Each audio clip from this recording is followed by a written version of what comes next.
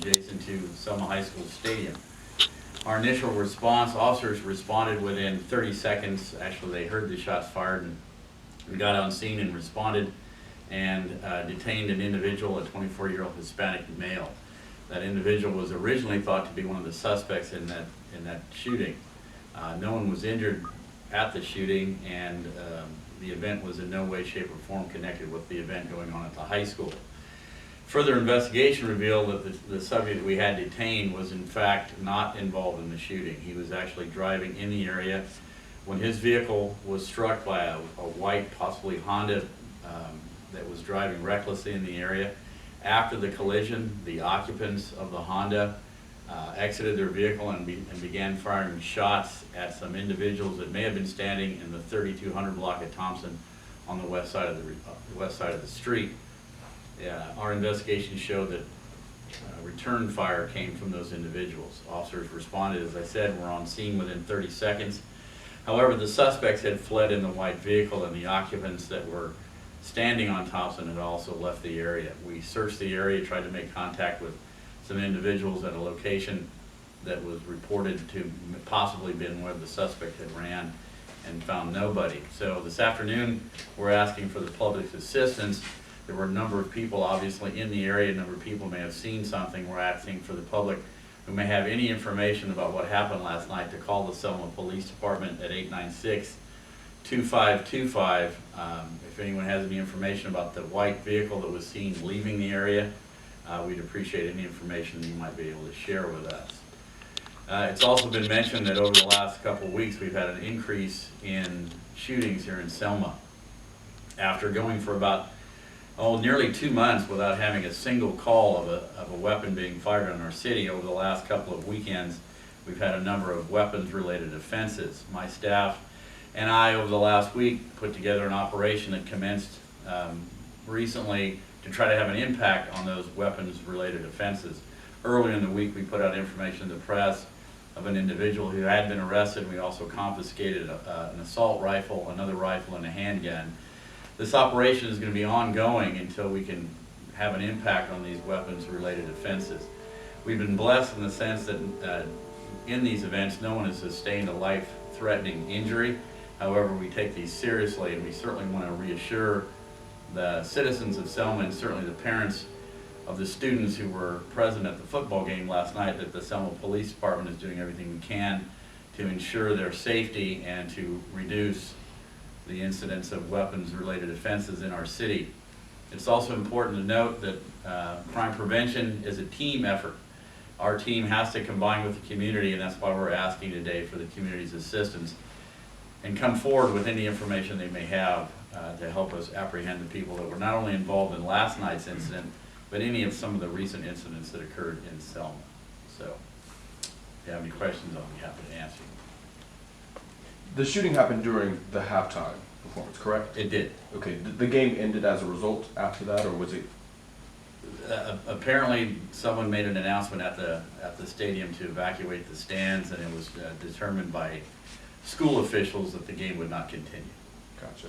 And this, no, go ahead. the recent shootings, how did you determine that was gang-related? Gang-related, or? We haven't been able to determine exactly the motive of most of the shootings, although some shootings involved gang members. They don't appear to be gang motivated. So that's one of the things we're still investigating. And to get to your point regarding the school,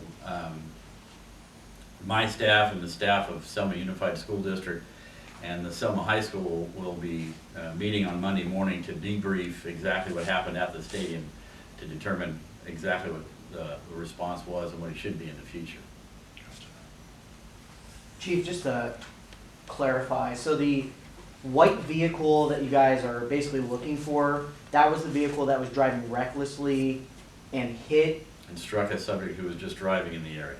And then after that began shooting at other people in the area? It's our belief that that was their intended target to begin with, and may have been distracted, which caused them to strike the other vehicle that was simply driving southbound on Thompson. But as we said, we haven't been able to apprehend anybody at this point. None of the witnesses, we took multiple witness statements last night, none of the witnesses could positively identify anyone, and including any direction of travel, so the investigation is still ongoing. Was the driver of that car female or male, the one who was hit? We're not sure. Yeah. As I said, none of the witnesses were, are you talking about the one that was hit? The one that was hit. I'm sorry, that subject was a subject we detained last night. He was a 24-year-old Hispanic male Gotcha. who lives just outside the city of Selma. Okay, and were any weapons found in his car? No. And so he is unrelated, He, right? he's not a suspect in this case, and it appears at this point that he was just in the wrong place at the wrong time. And last night at the scene, one thing I know you guys were doing was trying to figure out where that gunfire may have hit or landed. I think at the time you said one of the vehicles may have been hit by gunfire. What did you guys find? We found a couple of vehicles that had been struck by gunfire. They were parked on the east side of Thompson Avenue. We found some shell casings in the area as well that gave us an indication that there were more than one person firing a weapon at the time. We didn't find anyone injured, no signs of any injury, no signs of any structures on the west side of the street being struck, just the two vehicles that we found. And as you said last night, I mean, there's never a good situation when this happens in a residential area, but given the fact there were so many people near a stadium where we know there's gonna be people there again for future, football games, is there any message you have to maybe, try to put some of those folks at ease that they can come out to ball games in the future and not have to worry about their safety? Well, as I said earlier, I can only illustrate the fact that our officers were already on scene. In fact, we responded and were on scene in less than 30 seconds. The whole incident took no longer than 15 seconds to transpire from when the first shot was fired to when the suspect vehicle left the area, so we could not have responded any faster. Our officers are always on scene at sporting events at Staley Stadium. We work very closely with the school district and their security personnel, so there's nothing that leads us to believe that it's an unsafe situation and people should be more than feel safe to come back at any time. Are there any, I'm sorry, go ahead. are there any surveillance cameras near the school or in that area that you guys have been looking at? We have some surveillance cameras a little bit down the street. We're checking those cameras now to see if they may have picked up anything, any vehicles leaving the area or coming into the area, which that's still part of the ongoing investigation. How many shots were fired? We haven't been able to determine that. We found at least a half a dozen shell casings in the area. And what about the road rage? Initially, that's what we thought, because the subject that we detained related to us that he had been involved in a road rage situation earlier in the afternoon, and his initial thought was this may have been the same group, but as it turned out, it was not. So And he was traveling alone. he was by himself, yes. And you mentioned last night somebody like running away from the scene? It was the subject that we detained, and it turned out he was just running to get to safety. So, Chief, does Selma have an issue with violence right now? well, like every city, no one likes to have violence. We experienced at least a 7 or 8 week period where we didn't receive one call of a weapon being fired in the city, which is remarkable, especially given the fact that those months were July and August, some of the busiest months traditionally for law enforcement anywhere. But over the last couple of weeks, as I said, those number of calls have gone up. We immediately responded to it, put together a plan. We've already confiscated 3 guns since we started this, and it's going to be an ongoing program until we determine exactly what's going on and get a handle on it. Do you know how many calls compared to this month last year? We've had over a dozen in the last 3 weeks involving weapons offenses. Most of them were just shots fired in the area, but even that's dangerous and we take those seriously. So, and certainly since we hadn't had a single call for nearly 2 months before that, it certainly caught our attention. And Chief, you had mentioned that it wasn't the police department's decision to have the game, stopped and evacuated. Just given what we know about the situation now, do you think that was the right call to evacuate the stadium? Well, as I said, all of my staff and the staff from the school are going to get together on Monday morning and debrief it. There may be information that I'm not aware of right now that led to that decision, but we have to take our time and do due diligence in terms of determining exactly what happened, how it happened, and more importantly, what procedures need to be in place, improved, or added for the future. So, I know there's a monthly school safety forum meeting, I believe, next week. correct. Is that still going to take place? It is, and I'll be speaking at that event as well.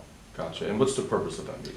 It actually was, this is a series of meetings that the school district decided to do, and it's going to be an ongoing, just to make sure that we have improved communications. Parents And children have the opportunity to not only talk to the school district personnel, but to talk to my personnel and myself to make sure that everybody's on the same page, and we remind people that the safety of those children is the utmost for not only the school district, but for the police department as well.